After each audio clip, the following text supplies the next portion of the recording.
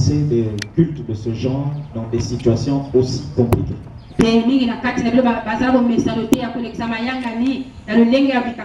Souvent nous sommes habitués au confort, à ce que tout soit simple. Eh bien c'est une erreur.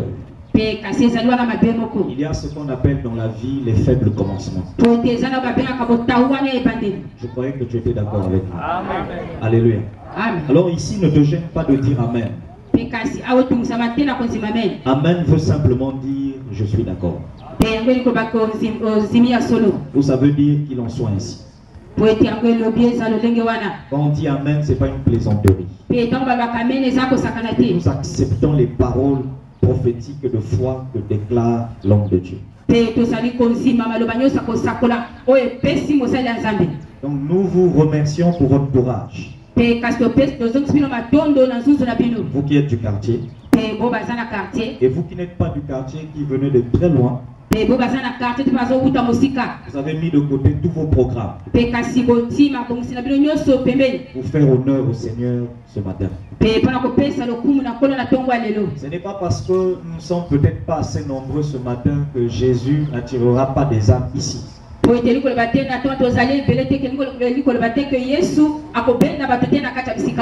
J'ai commencé le ministère. J'étais entouré de 15 personnes. Pendant 8 mois, il n'y avait que 15 personnes à l'église. Et aujourd'hui, nous sommes plus de 300 personnes. Et je dis merci au Seigneur pour cela. De quoi vais-je te parler ce matin? Je vais lire dans le livre d'Ésaïe un texte extraordinaire. Ésaïe, chapitre 41. Et je vais lire le verset 9 jusqu'au verset 11. Je lis au nom du Seigneur Jésus. Amen. Ésaïe 41, verset 9 à 11. Toi que j'ai pris aux extrémités de la terre et que j'ai appelé d'une contrée lointaine, à qui j'ai dit, tu es mon serviteur, je te choisis et ne te rejette point. Ne crains rien, car je suis avec toi. Ne promène pas des regards inquiets, car je suis ton Dieu. Je t'encourage, je viens à ton secours. Je te soutiens de ma droite triomphante. Voici, ils seront confondus. Ils seront couverts de honte, tous ceux qui sont en colère contre toi. Ils seront réduits à rien. Ils périront, ceux qui disputent contre toi. Tu les chercheras et ne les trouveras plus. Ceux qui te suscitaient querelle, ils seront réduits à rien, réduits au néant, ceux qui te faisaient la guerre. Parole du Seigneur. Amen. Donc, je suis venu t'annoncer ce matin une très bonne nouvelle. Et une nouvelle qui vient de la part du Seigneur. Si tu crois en l'existence de Dieu, c'est une bonne chose. Et si tu ne crois pas en l'existence de Dieu, c'est une mauvaise chose. Mais Dieu, tu ne le vois pas avec tes yeux. Tu peux le voir par des rêves, mais pas en face. Sauf si lui-même il décide de se révéler à toi. Parler de Dieu n'est pas un conte de fées. Comme on dit en bon français, ce ne sont pas des hérésies. Nous ne sommes pas assez fous pour nous lever ici et parler d'un être puissant qui a créé le ciel et la terre.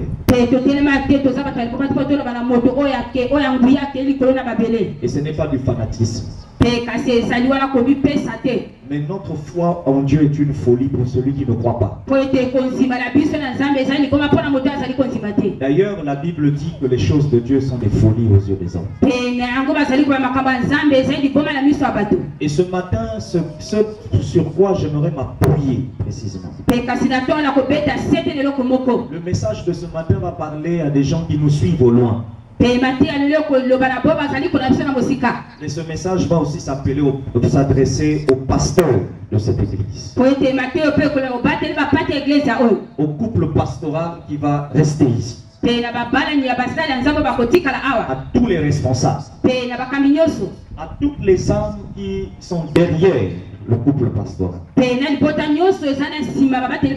Voici ce que je vous annonce de la part du Seigneur. Ne craignez rien. Je n'ai pas entendu ton amen.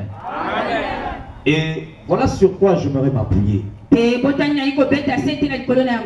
crains rien. Lorsqu'on dit de ne pas craindre quelque chose, ça veut simplement dire ne t'effraie pas. N'aie pas peur. Et ne te décourage pas. Alléluia. Amen. Vous avez remarqué qu'hier il y a eu un combat terrible. Pour vous c'était nouveau. Mais pour nous qui sommes habitués depuis 19 ans de ministère, c'est pas nouveau. Nous avons prêché dans des villages. Nous avons prêché dans des conditions difficiles. Humiliantes. Nous sortons des milieux modernes. Mais nous avons intervenu, nous avons prêché l'évangile dans des conditions misérables. Mais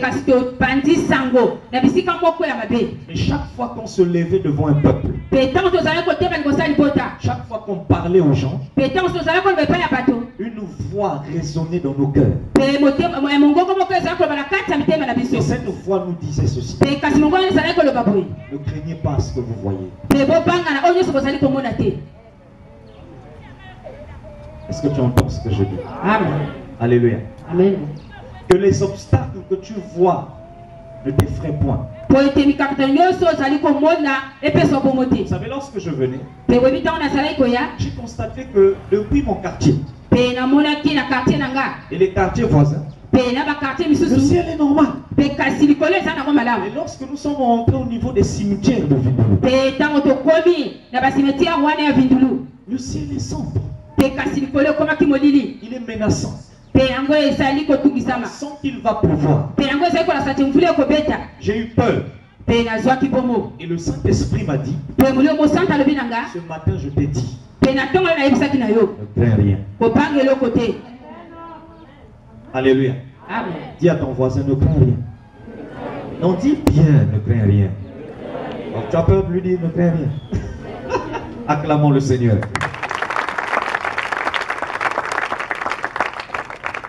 Il y a des raisons pour lesquelles nous ne devons pas craindre. Vous savez, lorsque quelqu'un regarde les situations difficiles qu'il traverse, les galères, ça pousse à craindre. Parce que tu te poses des questions: comment sera mon lendemain? Comment sera mon avenir? Certainement que tu as l'impression que ton avenir sera incertain. Tu ne sais même pas où tu vas. Tu regardes ta famille, il y a la division, l'hypocrisie, calomnie. Il y a des gens qui parlent en mal de toi sous ton dos. Alléluia. Amen. Toutes ces situations-là emmènent quelqu'un à craindre. Parce que tu te poses des questions: où est-ce que je vais? Est-ce que mon Dieu sera avec moi? Il y a des gens qui craignent parce qu'ils constatent que dans leur vie, il n'y a personne pour les assister. Tu as perdu ton père, tu as perdu ta mère, et il n'y a personne pour te venir en aide. Vous savez, nous, lorsqu'on a perdu notre père en 2011, de son vivant, il nous disait souvent ceci: si je prends un caillou et que je jette derrière moi, le caillou ne tombera sur personne. En fait, cet exemple voulait simplement dire: après moi, votre père, il n'y a plus personne. Et nous avons senti ça lorsqu'il est mort. Nous avons constaté qu'on nous a tout arraché. Tous les biens qu'il avait laissés. Le bateau, la pâtisserie au Kabinda, l'argent, Près de 380 millions. On nous a tout pris. Voyez la méchanceté de la famille africaine. Et nous nous posions des questions. Comment allons-nous vivre? À quoi va ressembler notre lendemain? Et cela nous emmenait à craindre. Je vous ai dit qu'en parlant de crainte, il y a le découragement qui s'introduit à l'intérieur. Il y a la peur. Tu es effrayé. Nous nous sommes posés beaucoup de questions. Alléluia. Parce qu'il n'y avait plus personne pour nous assister dans nos études. Vous savez, quand quelqu'un craint, il est désorienté. Même sur le plan scolaire, il est désorienté. Regarde seulement le ciel. Le fait de te dire qu'il va pleuvoir, tu risques même de ne même pas bien mesurer. Dès que tu sentiras une petite goutte, tu vas craindre qu'il pleuve. Ce n'est pas le raisonnement des vainqueurs et des héros dans la foi. Celui qui ne craint rien, il ne fait pas attention à ce qu'il voit. Je n'ai pas entendu le amen de la foi. Alléluia. Ne crains rien, car je suis avec toi, dit l'Éternel des armées. Toutes ces situations difficiles nous avons rencontrées. Chaque fois qu'on priait avec maman, avec mes frères, il y a une voix qui résonnait dans nos cœurs. Cette voix nous disait: ne craignez rien. Vous avez perdu votre père, mais vous ne m'avez pas perdu. Je suis l'Éternel, votre Dieu. Et moi je prends soin de vous. Si quelqu'un est d'accord avec cette parole, qu'il dise très fort amen au Seigneur. Non, bien amen qui bouscule le ciel maintenant même où je parle.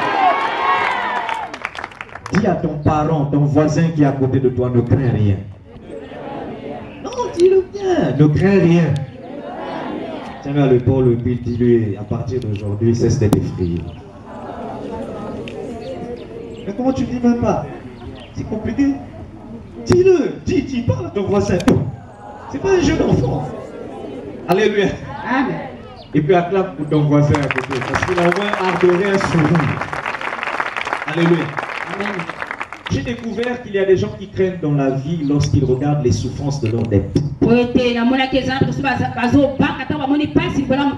savez, celui qui est endetté, il n'a pas de vie. Il est misérable. Il vit du jour au lendemain. Celui qui est endetté, il n'est pas respecté. Pour une dette, quelqu'un peut oublier que vous êtes amis. Est-ce que je mens? Amen. Ah, tu dis amen? Je mens? Ah, voilà. Alléluia. Amen. On va dire amen pour amen. Hein? On fait attention à la question qu'on pose. Est-ce que je dis la vérité? Est-ce que je mens? Est-ce que je dis la vérité? Dis un amen bien. Alléluia. Quelqu'un comprend ce qu'on se dit là?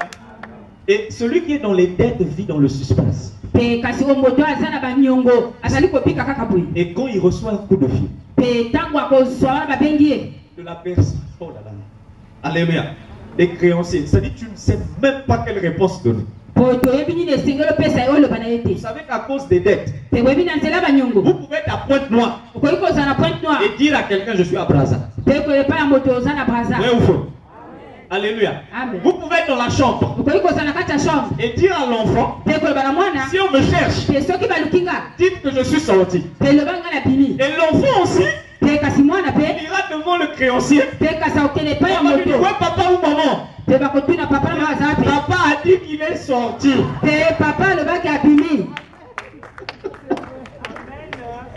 Alléluia. Amen. Ce que je te raconte là, moi j'ai fait subir, enfin, mes parents ont subi. Hein. Alléluia.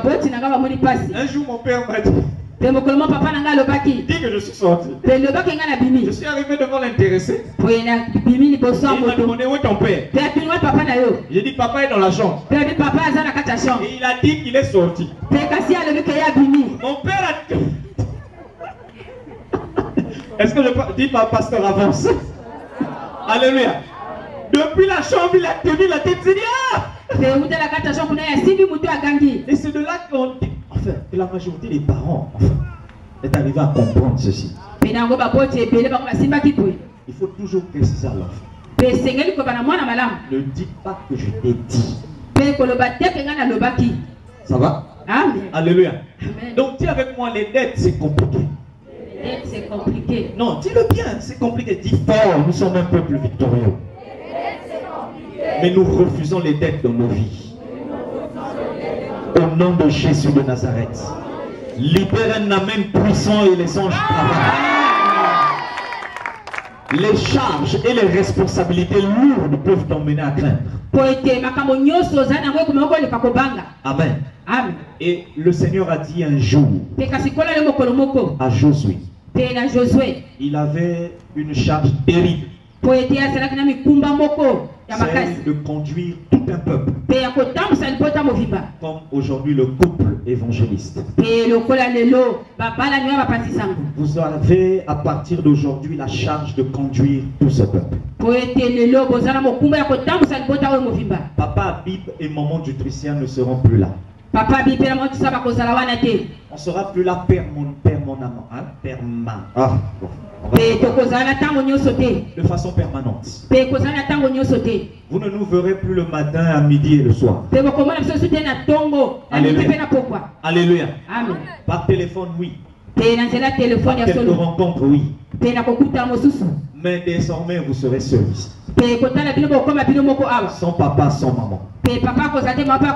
Mais le Seigneur m'a dit de vous dire, papa et maman ne seront pas là. Mais Jésus sera avec vous. Il a dit, crains rien. Pas parce qu'Abib est avec toi. Pas parce que l'église est avec toi. Pas parce que les autorités du quartier sont avec toi. Il a dit, ne crains rien. Parce que je suis moi-même avec toi.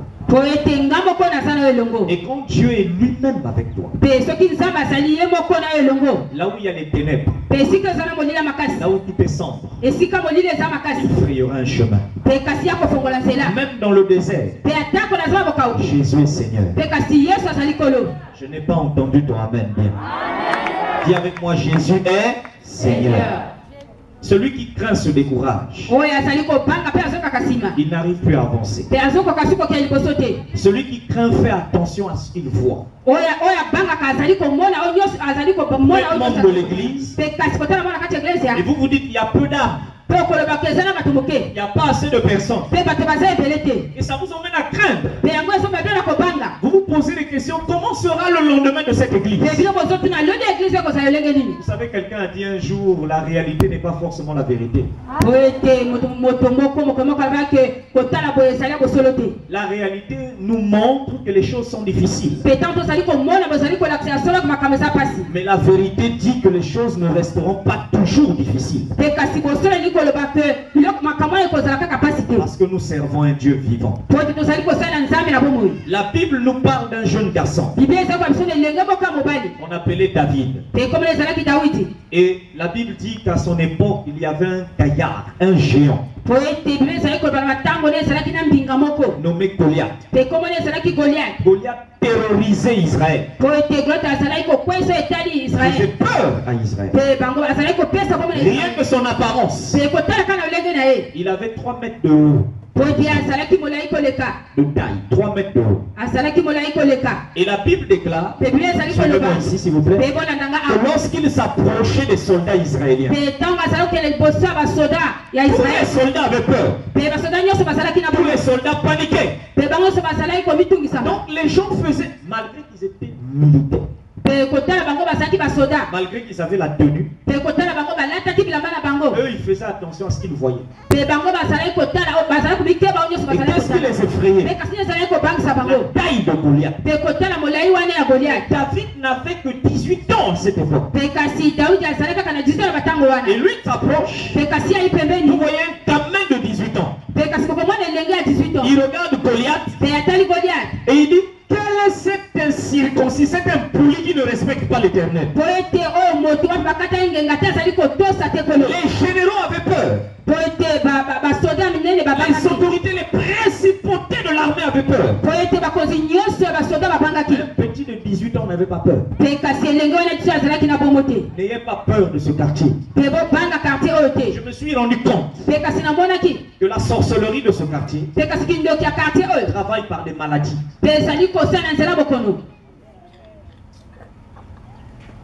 Vous avez suivi le culte d'avant-hier. Il y a eu plus de guérison. Je suis ton pasteur. Hier, avant que j'arrive, j'étais bien portant. Dès que nous sommes entrés dans cette prière, j'ai eu des violents maux de tête. Et le début de mon message hier, je l'ai commencé avec des maux de tête terribles. Quand je suis entré à la maison, dès que j'ai foulé la plante de mon pied au niveau du portail, j'ai violemment souffert de la dent. Et la dent qui m'a fait mal est une dent qui ne m'a jamais dérangé jusque-là. J'en ai souffert de 22h à 4h du matin. J'ai prié péniblement. Alléluia. Amen. Et tout à l'heure quand on venait, j'étais normal. Dès que nous sommes entrés dans la ruelle, la dent a repris encore. Et je me suis levé sur cette estrade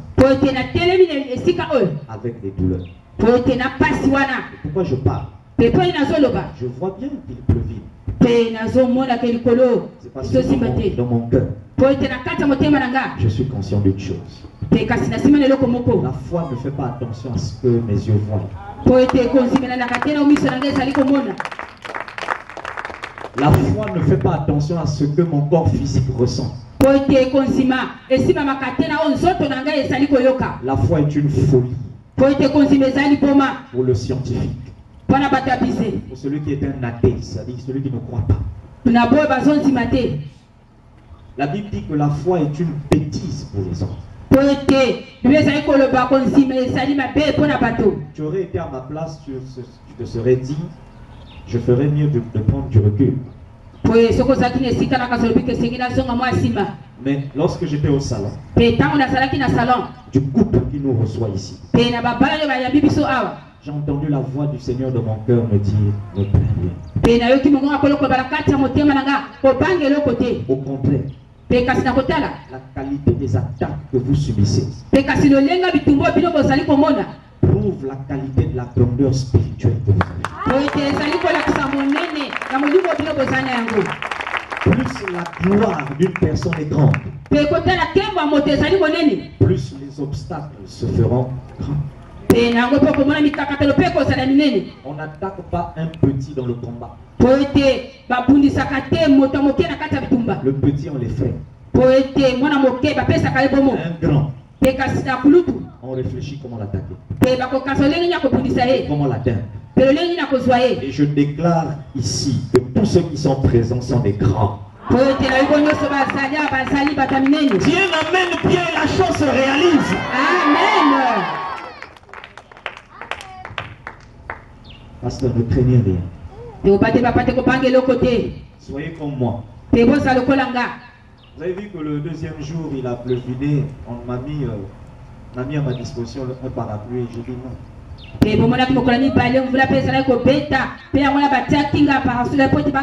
ça l'amour de Dieu. Je ne peux pas supporter de voir des gens se mouiller et toi tu es sécurisé. Si on doit souffrir, souffrons ensemble. C'est dans la douleur qu'on reconnaît les meilleurs amis. Je suis venu te dire que Dieu te dit de ne pas craindre. Parce qu'il est lui-même avec toi. Et les gens vont avoir peur de toi. Tu réussiras dans la vie parce qu'il est avec toi. Quand Dieu est avec toi, il touche les cœurs des gens dont tu ne t'attendais pas pour t'aider. Ces gens-là ne comprendront pas. C'est Dieu qui a mis dans leur cœur les bonnes dispositions pour te prendre en charge.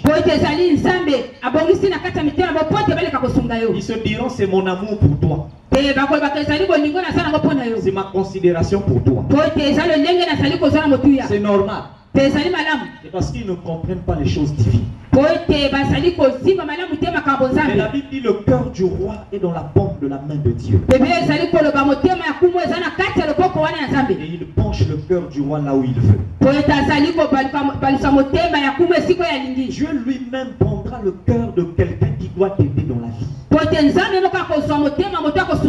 Il orientera le cœur de la personne à être même près de toi, proche de toi. Nous sommes venus ici. Nous n'avions pas un bon groupe électrogène. Et Dieu a touché les cœurs de certaines personnes dans le quartier pour nous prêter leur groupe. Les gens nous ont prêté leurs chaises. Les gens nous ont prêté leur attention. Ils ont préparé à manger pour nous. Croyez-vous que ça vient des hommes? Ce n'est pas le fruit d'un hasard.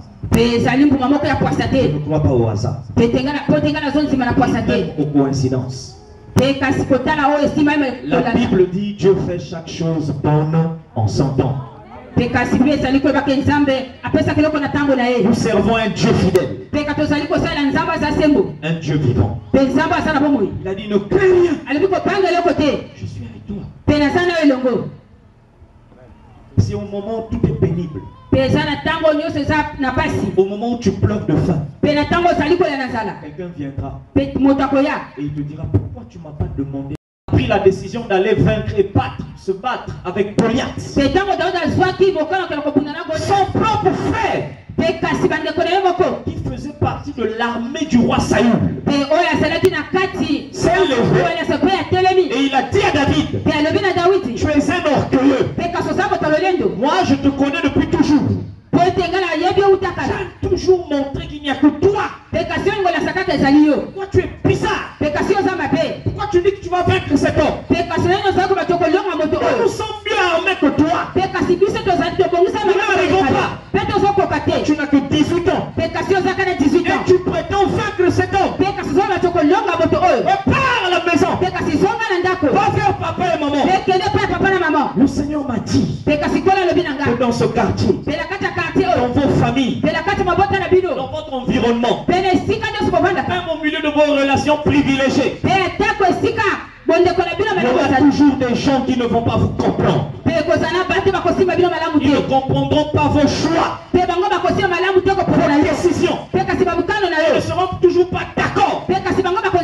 Si tu décides d'élever quelqu'un, d'adopter quelqu'un, de prendre en charge quelqu'un, de faire voyager quelqu'un, tout le monde ne sera pas toujours d'accord. Il y a des gens qui te diront laisse tomber. Tu perds ton temps. Tu peux être pasteur, tu te lèves, tu dis nous allons commencer à construire. On ne commence pas par la toiture, on commence par le mur. Tu verras des gens qui te diront c'est pas ça. Les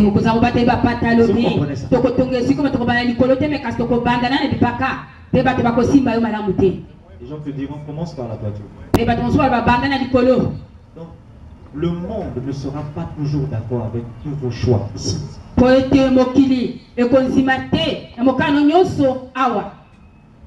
Dieu sait tout ça. Voilà pourquoi il dit ne crains rien. Parce qu'il sait que tu risques d'être découragé à cause des paroles bizarres et blessantes. Si tu n'as jamais été déçu, tu as en face de toi un homme qui a trop de blessures intérieures. Quelles sont les blessures qu'on a reçues? Nous avons des stigmates dans nos cœurs.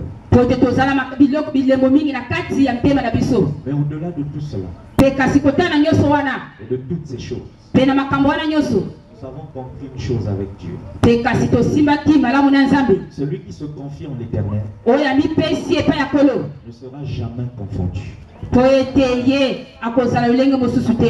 Et ton visage ne se couvrira pas de honte. Même si on te donne tort aujourd'hui, Dieu est le maître des temps et des circonstances. Celui qui te dit aujourd'hui tu as tort, demain il va se plier devant toi. Et il va reconnaître que ton choix venait du très haut. Je suis venu annoncer à une famille: ne soyez pas désespérés. Donc il y a la vie, il y a de l'espoir.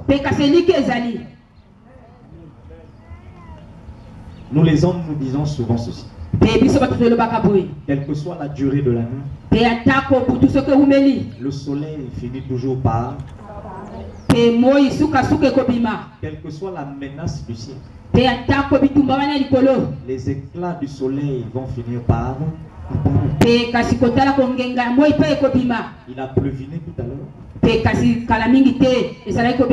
Le soleil commence à faire son apparition. Ne fais pas attention à ce que tu vois. Tu peux perdre la foi inutilement. Est-ce que quelqu'un est d'accord avec ce qu'on se dit là? J'aime bien prêcher avec la démonstration de l'esprit sur place. Je vais finir. Dieu te demande de ne pas craindre. Parce qu'il sait que les montagnes et les attaques qui viendront contre toi sont supérieures à ta taille.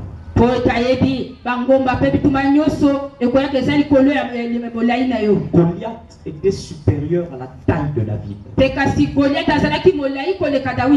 Vous savez pourquoi nous nous servons souvent de ces textes, de ces histoires bibliques? En bon français, on dit c'est pour stimuler notre foi. Alléluia. Amen. Nous nous servons d'eux comme référence. Pour nous inspirer de la manière dont ils ont marché. Et nous sommes heureux d'avoir pour modèle les personnages bibliques. Si tu as pour modèle les philosophes de ce monde,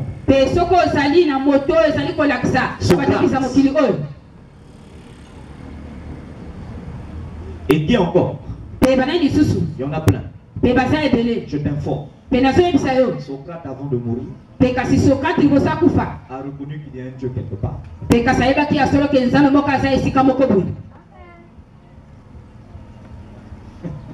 Alléluia.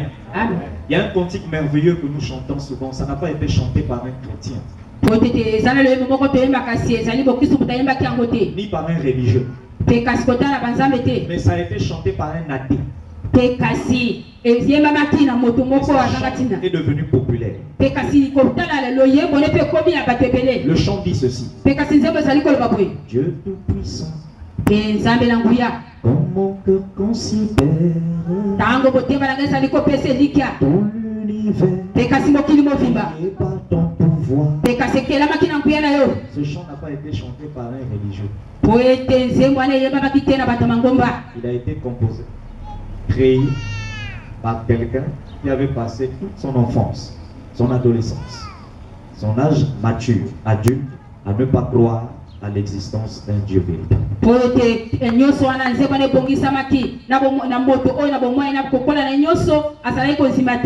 Un jour il était là. Même une femme qui a chanté. Elle était allongée. Elle a regardé le ciel, le clair d'azur. Elle a regardé les astres.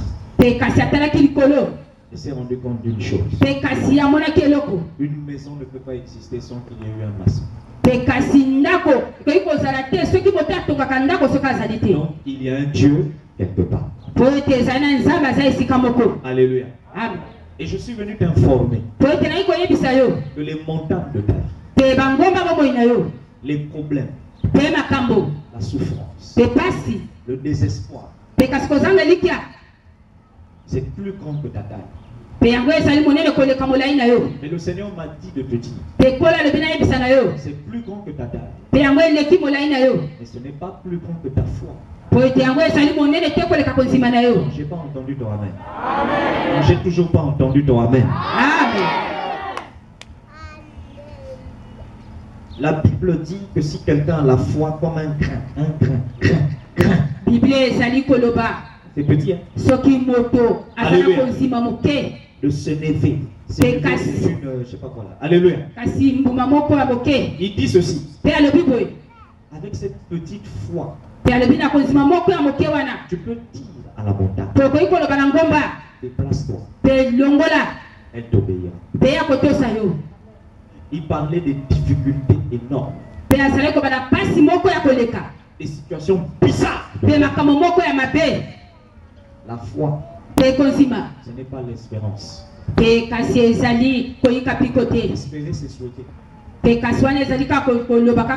Quand on souhaite, on espère au lendemain. Mais quand on a foi, la foi se conjugue au présent. La foi ne dit pas j'y arriverai.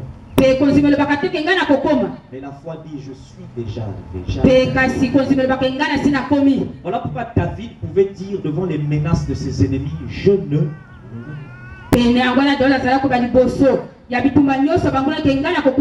David pouvait dire je suis plus que vainqueur.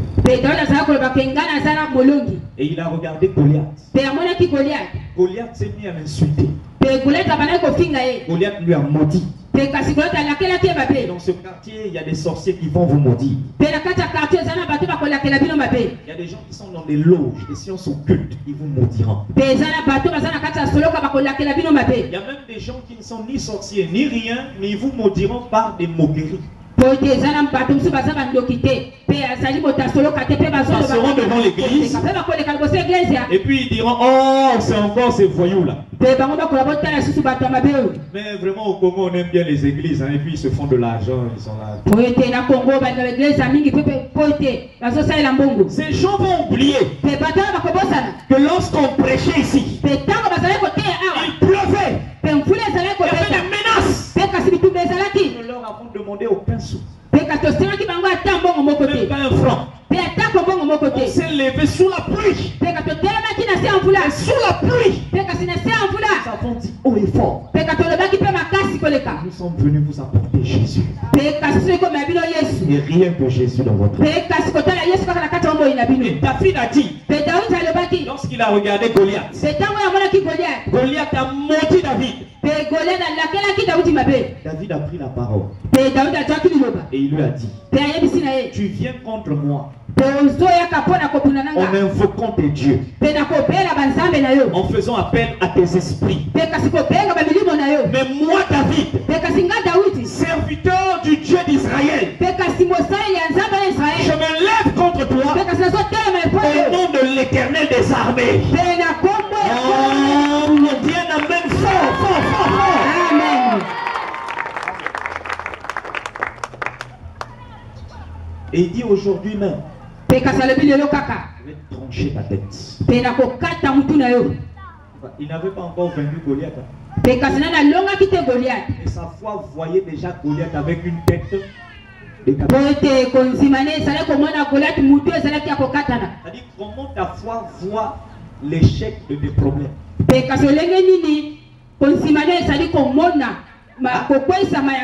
me suis levé ici. Ma foi voyait qu'il ne pleut pas.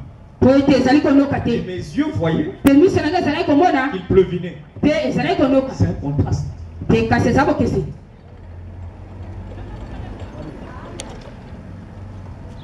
Même dans les obstacles, Jésus est comment? Seigneur.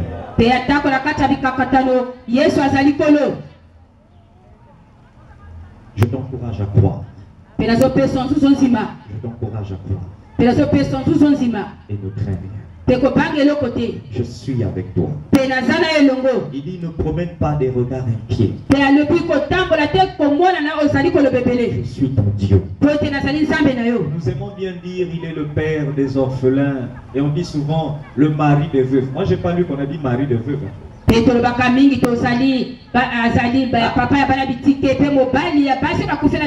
n'est pas le mari des veuves. Le texte de la Bible ne dit pas mari. Ce texte de la Bible dit il est le défenseur, c'est-à-dire l'avocat des veuves.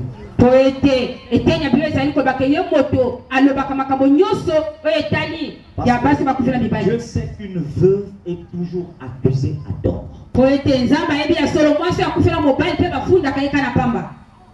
Et donc il sait qu'il n'y a personne pour défendre sa cause. Et il se porte garant d'être l'avocat de la veuve. Et cet avocat qu'on ne verra pas physiquement et visiblement au tribunal. Ça veut simplement dire il créera des circonstances qui iront en faveur de la veuve. Et Dieu dit ne crains rien. Ne crains absolument rien. L'Éternel est bon. Je vois dans la salle. Ouais, j'ai dit salle alors que nous sommes encore à découvert. C'est ça le langage de la foi. Tu vois plus loin que celui qui ne voit pas. Alléluia. Amen. Donc je vois dans cette grande salle. Ils n'ont rien compris. J'ai dit je vois dans cette grande salle.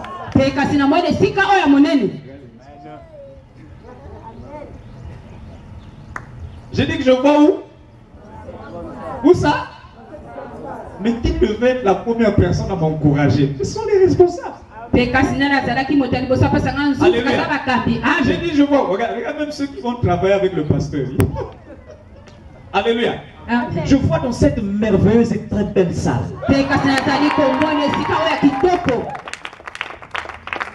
Alléluia. Amen. Je vois des mariages ici. Je vois un avenir meilleur ici. Je vois des familles malades qui viendront prier pour trouver leur guérison ici. Il y aura ici des riches. Il y aura des pauvres. Ils viendront KO. Ils en ressortiront OK. Je vois ici des orphelins à qui Dieu donnera des parents spirituels. Je vois des grands voyages. Je vois une forte onction de guérison ici dans cette église.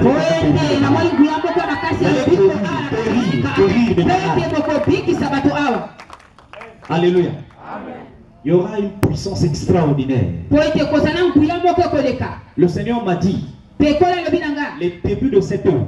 Il y aura des oppositions. Prenez courage. Jésus a vaincu le monde pour vous. Vous essayez de passer des cultes où vous aurez l'impression que les gens du quartier ne veulent pas venir prier ici. Ce n'est qu'une impression.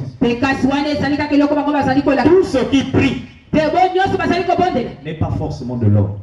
Il y a des gens dans leur maison, ils écoutent ce qu'ils entendent. Ils écoutent quoi? Entendre veut dire comprendre. Donc ils écoutent ce qu'ils ont compris. Ils viendront vous rendre visite ici au bon moment. Ne soyez pas pressés. C'est une grande église. Une grande assemblée. Prenez pour signe ce qui s'est passé aujourd'hui. Il y a eu une menace. Maintenant il y a un agréable. La Bible dit après la pluie vient quoi? Le beau temps. Et nous ordonnons au beau temps d'arriver maintenant même. Nous appelons le beau temps arrive maintenant même. Ici même, qu'il y ait la gloire, qu'il y ait des réponses positives, que les gens soient orientés, et les couples divisés, les couples troublés, pour la stabilité ici. Dans un an, lorsque je reviendrai ici, je crois qu'il y aura une salle climatisée ici. Non, tu n'as rien entendu, tu n'as pas bien écouté. J'ai dit que je crois qu'il y aura une salle comment? Climatisée. Amen. J'ai déjà lié en disant dans un an. Tu sais ce que ça veut dire? Je constate.